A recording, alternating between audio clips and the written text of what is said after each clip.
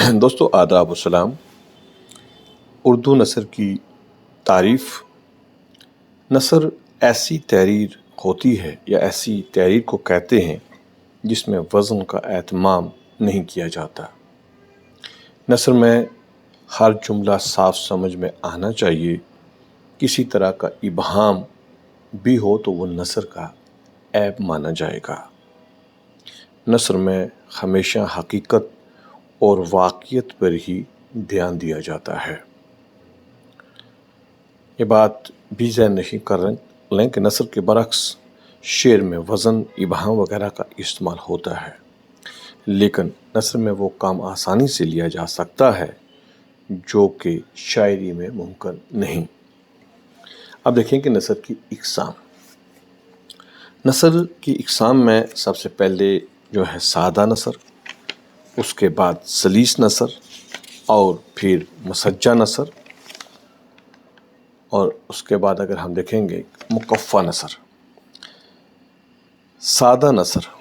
سادہ نثر اس نثر کو کہتے ہیں، یعنی ایسی تحریر کو کہتے ہیں جو عام فہم، آسان الفاظ میں ہو۔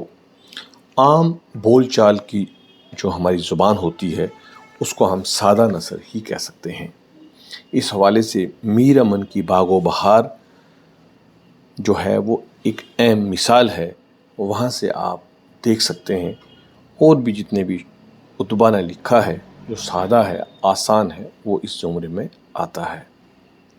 پھر آگے آتی ہے سلیس نثر۔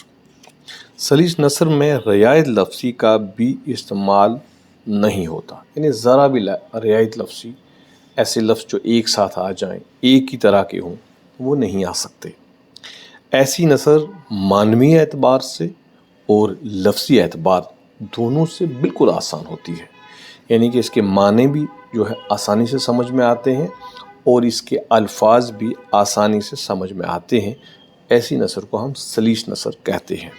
اس کی اگر ہم مثال دیں، ویسے تو بہت سی مثالیں مل جائیں گی، لیکن اگر کسی مشہور فن پارے سے مثال دیں تو خطوط غالب اس کی زندہ مثال ہیں۔ اور غالب کا ایک خط جو ہے وہ میں یہاں کوٹ کر رہا ہوں۔ لکھتے ہیں کہ پیر و مرشد، آپ کو میرے حال کی بھی کچھ خبر نہیں ہے۔ ضعف ناہید کو پہنچ گیا، بینائی میں فطور پڑا، حواس مختل ہوئے۔ انکوٹ۔ اس کے بعد جو تیسری قسم ہے نثر کی، اس کو ہم بولتے ہیں مقفع نثر۔ مقفع جیسے کہ قافیے والی نثر، ایسی نثر جس میں شاعری کی طرح وزن تو نہیں ہوتا لیکن قافیے کا اہتمام ہوتا ہے، یعنی اس میں عروض کا دھیان نہیں رکھا جاتا، شاعری میں جیسے بحر کا دھیان رکھا جاتا ہے ویسے نہیں ہوتا، لیکن قافیہ ضرور آتا ہے۔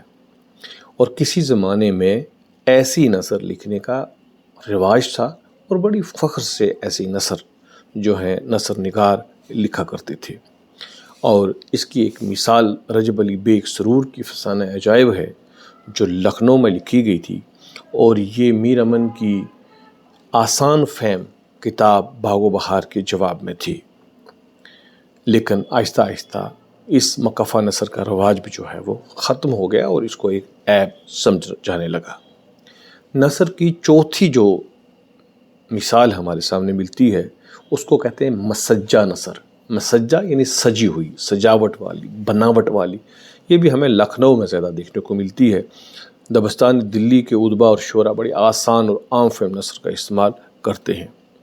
ایسی نثر میں ہم وزن اور ہم قافیہ جملے بھی لائے جاتے ہیں اور کبھی کبھار ردیف کا استعمال بھی ہوتا ہے جیسے کہ شاعری میں ہوتا ہے۔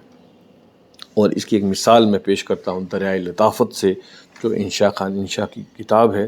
لکھتے ہیں کہ بونڈا پھیکا اتنا برا کہ جس کی بھرائی بیان سے باہر ہے، بونڈا میٹھا ایسا بھلا کہ اس کی بنائی گمان سے بڑھ کر ہے۔